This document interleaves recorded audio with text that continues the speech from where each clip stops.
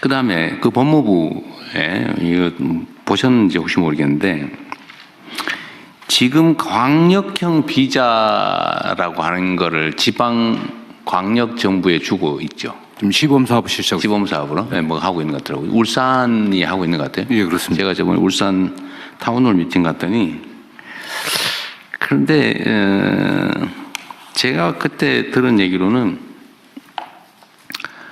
울산의 조선업 분야의 노동자를 구하기 어려워서 뭐 조선이 세계적 화랑이고 우리나라가 뭐 세계 1위의 뭐 엄청난 나라라고 하는데 조선 노동자를 못 구해가지고 심지어 정부도 아니고 지방 광역 정부에게 비자 발급권을 줘가지고 네네. 그래서 외국 노동자를 데려오게 해놨다. 그래서 결국은 울산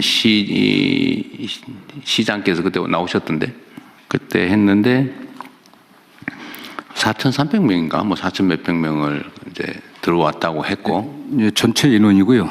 이제 들어온 게는 한 제가 알기로는 한 7,800명 정도 들어온 게 정확한 수준인지 기억이 안 나는데. 어쨌든 그때 들은 얘기야. 4,400명이라 그러고 임금은 220만 원을 주고 있다고. 그래서 제가 그 얘기 듣고 사실은 세부 내용을 몰랐는데 그게 외국인 노동자 220만 원 주고 채용을 해가지고 일을 하면 국내 노동자 일자리는 어떻게 되며? 네네. 우리 입장에서 보면 그 최저임금을 주고 있는 것 같은데. 네네. 그게 앞으로 조선산업 발전에 도움이 되냐?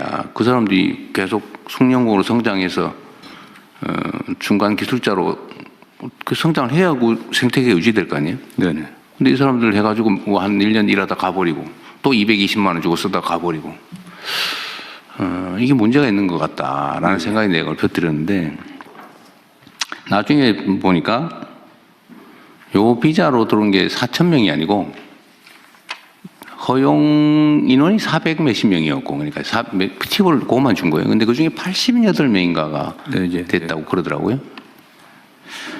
그런데 제가 드리고 싶은 말씀은 이 과연 바람직하냐 이게 고용 문제나 이런 거는 국가적 과제인데 예. 특정 지역에 그 비자 발급권을 줘가지고 그 지역에 필요한 노동자들 데려다 써라 이래버리면 국가적 통제 관리가 되겠냐 그 의심이 갑자기 들었어요. 네네. 예. 지금 당장 판단하기 어려우실 수 있는데 요거를 계속 유지할지 시범 사업이니까. 예, 시범 사업입니다.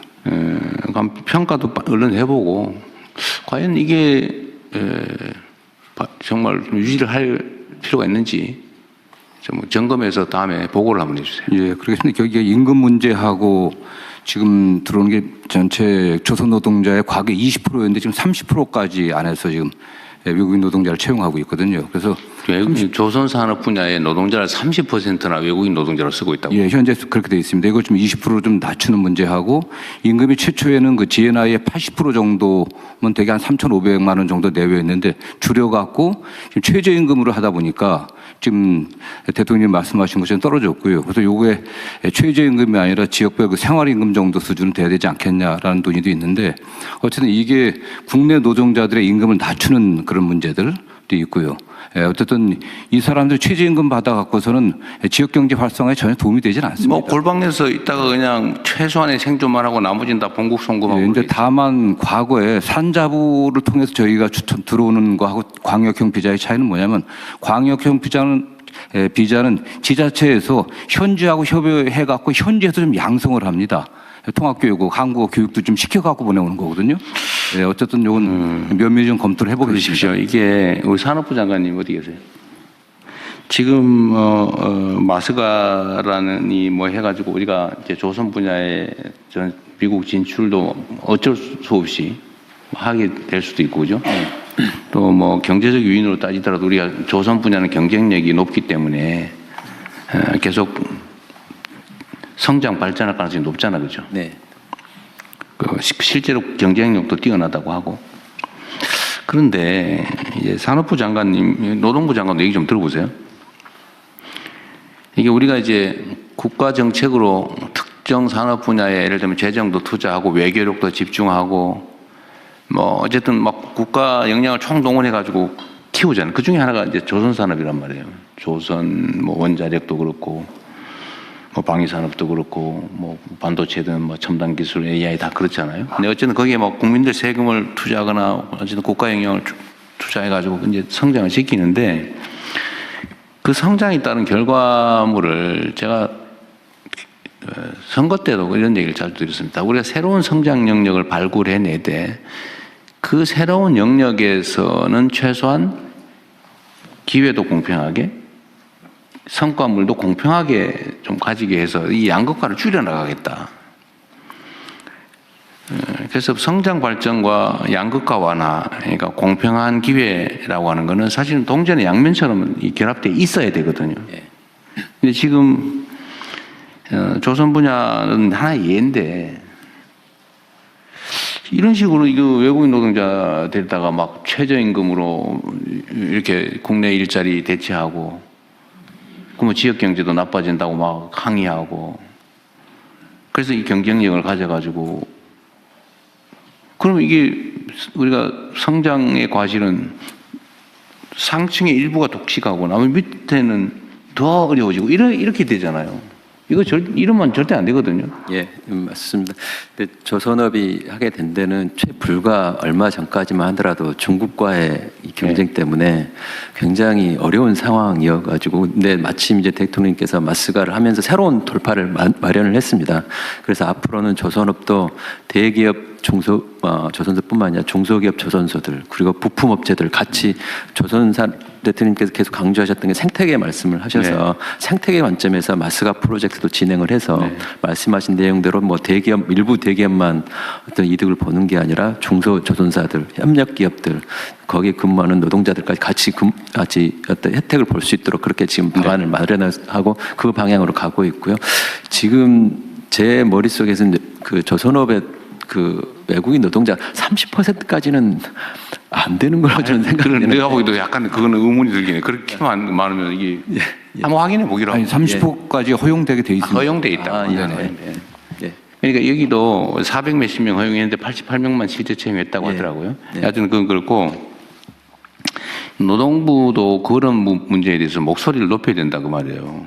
근데 지금 조선 분야도 보면 일부 기업에서는 어쨌든 하청업체, 계열업체들의 상생 조치도 좀 많이 하는 것 같고 또 임금도 하청업체하고 본사 채용업체 임금도 똑같이 많이 뭐 같이 해주겠다라고 하는 그런 기업도 있더군요.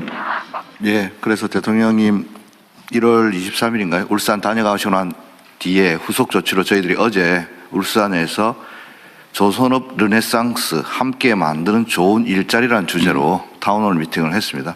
거기서 나왔던 이야기가 한때 사양 산업으로 불렸던 조선 산업이 이제 K조선이라고 세계를 이제 호령하고 있는데 새 정부 들어서 가지고 선박 수주가 지금 앞으로 10년간 특히 아까 중국과의 경쟁에서는 이미 벌크선이나 컨테이너선은 중국에서 가져가고 저희들은 LNG라든지 방산 이쪽으로 완전히 특화돼 가지고 앞으로 10년간은 뭐 호황이 올 것이라고 하는데 제가 드렸던 말씀은 도크에 배가 쌓인다고 또 수주가 10년간 됐다고 해서 그게 르네상스냐.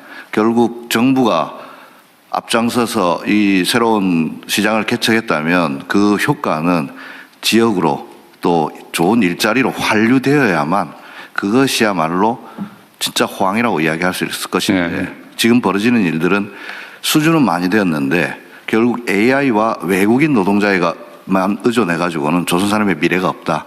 이런 것으로 어제 많은 토론을 했습니다. 그래서 결과적으로 거기서 제일 많이 나왔던 이야기가 결국 청년들이 선호하는 매력적인 일자리로 조선업을 발전시켜야 되는데 그러려면은 원화청 간의 격차를 없애야 되고 또 외국인 노동자 같은 경우도 꼭 필요한 분야가 있습니다.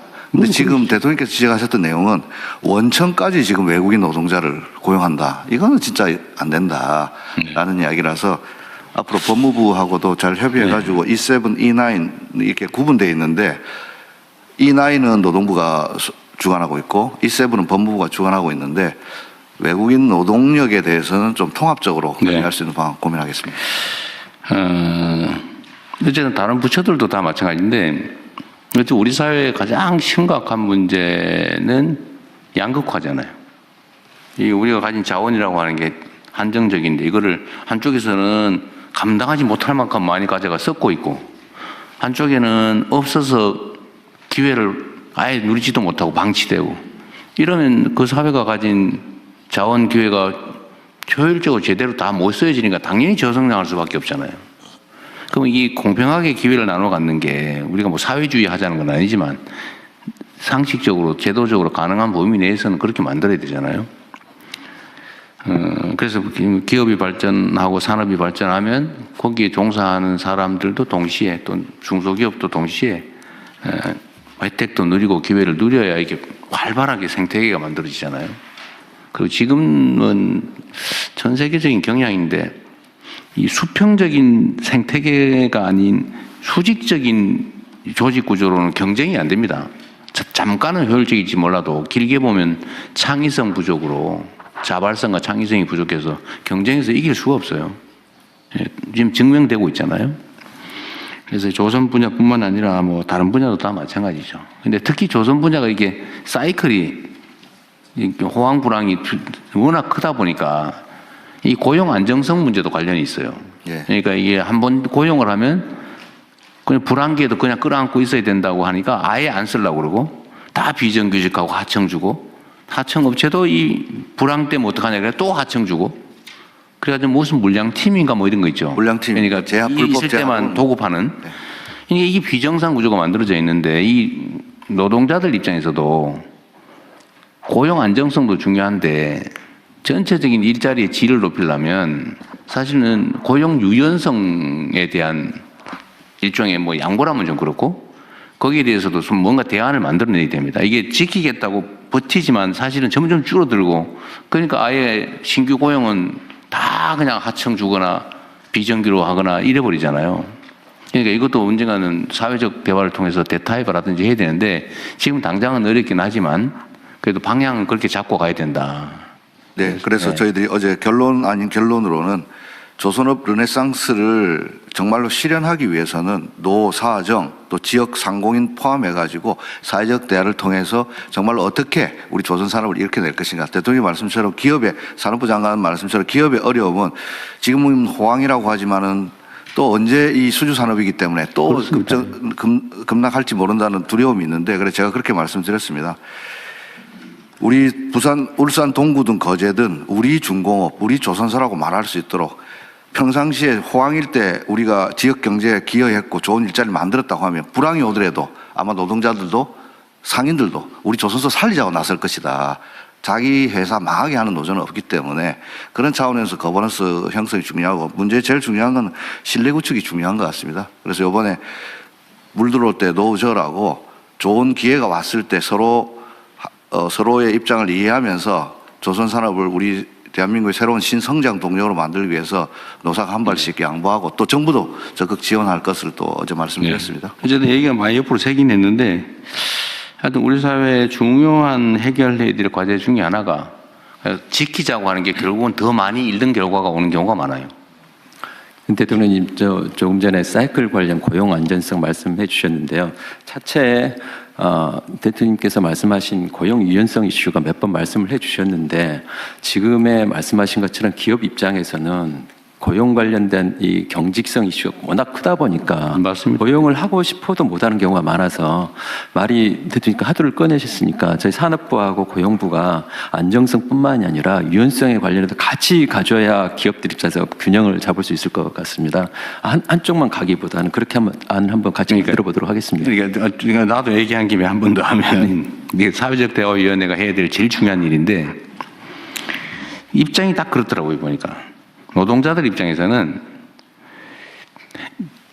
정규직 자리를 가진 사람 입장에서는 해고되면 죽음이다. 나가면 너무 춥다. 얼어 죽는다. 소위 사회 안전망이 너무 취약하고 다시 재취업 가능성도 없고 정규직과 비정규직 격차가 너무 크다 보니까 절벽 위에 서 있는 그런 느낌인 거죠. 악착같이 지키는데 물론 그 사람들은 지키겠죠. 근데 문제는 기업 입장에서는 저 한 번 정규직으로 뽑아놓으면 절대로 저거를 뭐 불황에서도 대응해서 내보내거나 안 되니까 다시는 안 뽑는다는 거예요. 정규직을. 기업 입장에서도 이해되는 바가 있잖아요. 그 노동자 입장에서 이해되는 바가 있잖아요. 그럼 이게 또 악순환이 계속되고 있는데 이거 어떻게 할 거냐. 결국 안전망이 가는 문제죠. 그래서 제가 계속 정규직이나 비정규직이나 보수가 오히려 비정규직이 더 많아야 된다. 다른 나라처럼. 그래야 그만두더라도 불안하지 않게. 그리고 뭐 실업을 하거나 이럴 경우 사회 안전망이 튼튼하다. 내가 해고되거나 아니면 직장을 고용 유연성 때문에 불안기에 그만두더라도 내가 살 길은 있다. 라고 믿어지는 거는 결국 안전망 확충이잖아요. 안전망 확충에 돈이 들잖아요. 그럼 결국 기업들이 부담해야 된단 말이에요. 그러니까 이거를 크게 보고 유연성도 양보하고 뭐 기업 입장에서 부담도 좀 늘리고 유연성을 확보하면 기업의 효율이 높아질 테니까 그럼 수입이 더 생기면 그중에 일부를 내놔야죠. 이게 크게 보고 이 대화를 해서 타협을 해야 되는데 문제는 신뢰가 없어. 아까 얘기한 대로 못 믿는 거죠.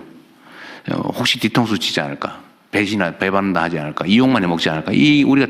우리 사회 대화가 부족해서 그러죠. 적대감이 너무 강해서 그냥 서로 의심하고.